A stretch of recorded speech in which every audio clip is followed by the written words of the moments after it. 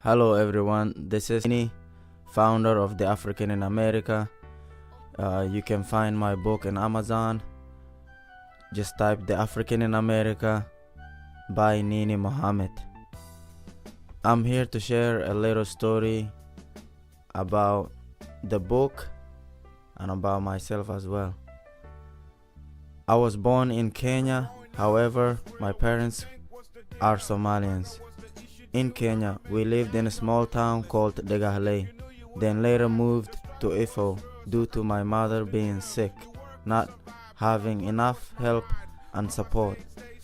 She went to the hospital many times, it didn't help, not enough doctors. My dad never stayed home, he was a traveler, going from cities to cities offloading truckers, a job he had to have to be able to provide for us. Two different families depending on him, he had to take care of both.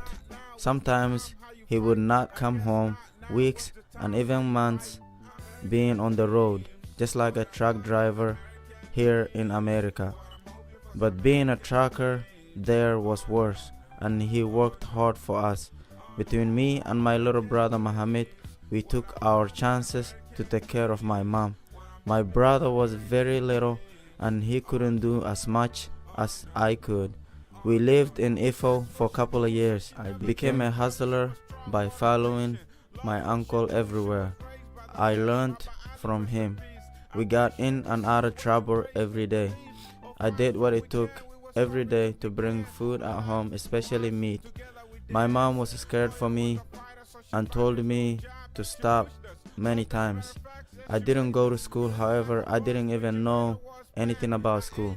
My mom took us to Somalia to see our grandparents. I was excited at first, but then when we got there, I became frustrated. I felt like I lost everything.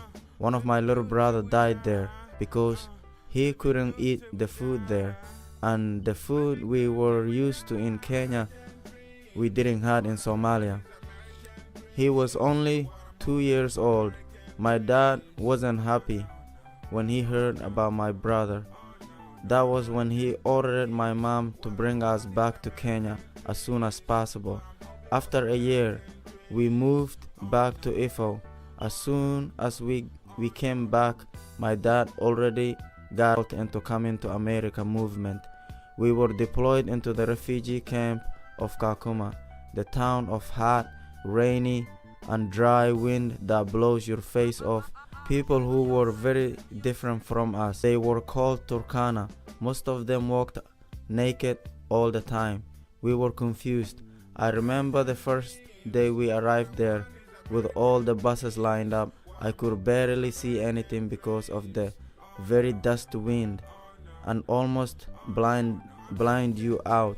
Sometimes you would be walking around not knowing where you're heading. As we lived there in a refugee camp, I became a soccer player.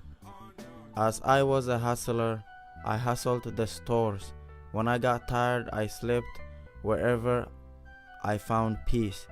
I didn't like to be bothered as much.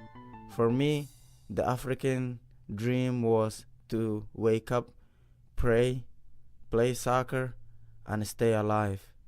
The African in America. Support the movement. Get your book from Amazon. The African in America by Nini Mohammed. Thank you.